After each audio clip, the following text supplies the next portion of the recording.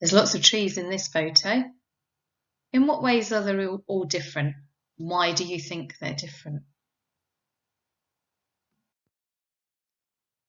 The trees around us are all different ages. They're different sizes. They have different coloured leaves.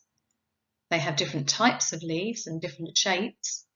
And also they might have fewer or more leaves than the trees around them. Trees are all different, just like we are all different.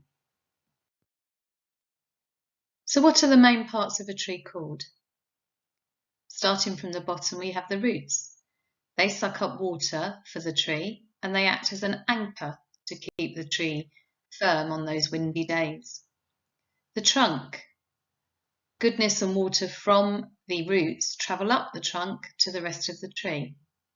The branches, they hold the leaves out to the sun.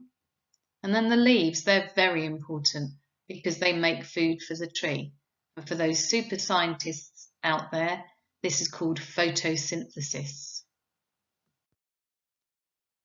So we're going to think about some of the trees that we might find around us. This is the beech. The beech tree has shiny, soft, oval leaves and a smooth grey trunk. The oak tree that we've learnt about in the last few weeks, they're the most familiar tree. It's easily recognised by a lobed-shaped leaf and their telltale acorns that fall down in the autumn. Silver birch is easily recognised by its white papery bark, and it's got drooping branches and triangular shaped leaves. And finally, the ash tree. The ash tree has leaves that are made up of little leaves, around 7 or 12 leaflets, large black buds, and they have winged seeds that fall down in the autumn.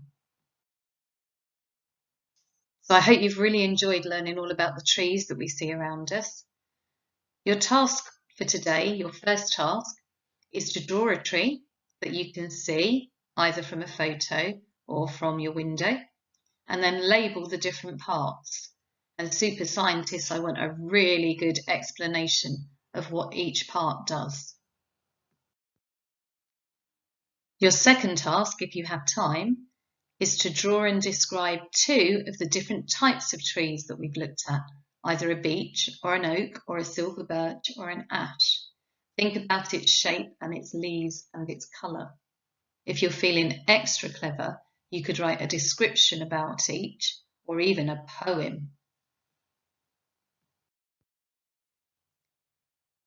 And finally, some tree things for you to do this week if you fancy it.